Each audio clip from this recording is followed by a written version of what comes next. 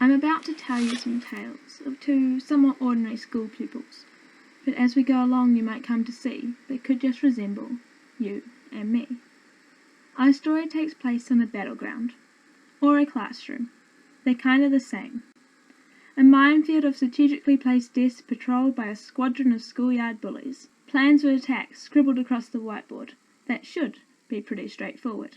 The teacher, a sweet smile plastered upon her face, scans the room for that kid hiding behind their pencil case. A, for the class, please read the first paragraph, and B, if there's time, you follow on the same. But she could not have predicted the torment she just inflicted, as for one given the choice, would not have accepted. You see, A was your example student. They could easily complete what the teacher had said, for the words flowed out of their mouth unhindered, and they always understood exactly what they read.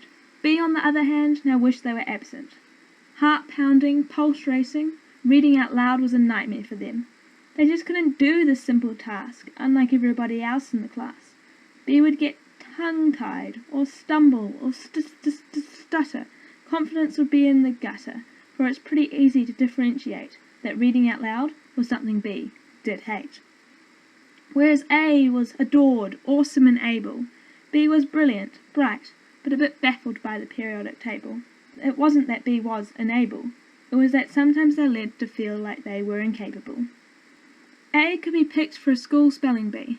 B could think of 1,000 places they'd rather be.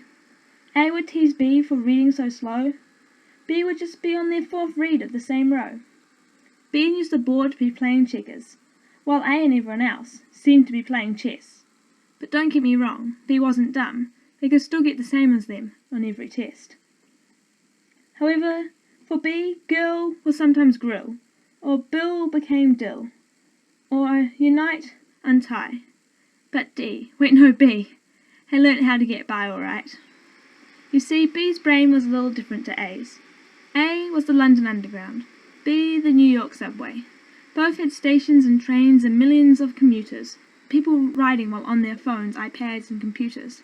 A brief glance at the two maps and you might think they're one and the same. But that would be insane. The pretty colours might fool you, but the tracks are laid out completely complementary, just like how B's brain was wired a little differently.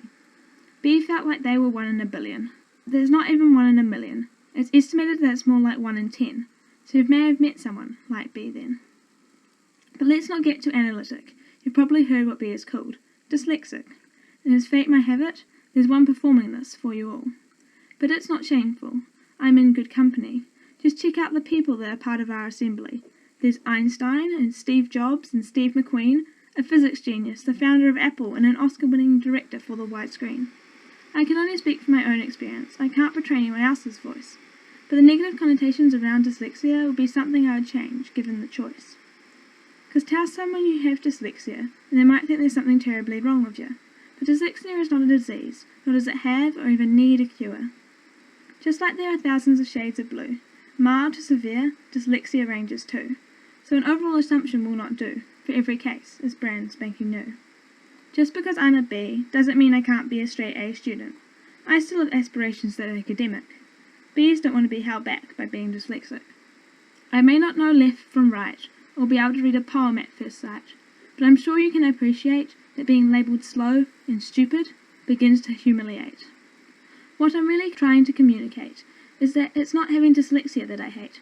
It's people's preconceived ideas about a disability in which they have no ability to relate. What if we altered the stigma around dyslexia? We might just make someone's life a little better. For dyslexics, life may give us melons instead of lemons, but at least they're a lot sweeter.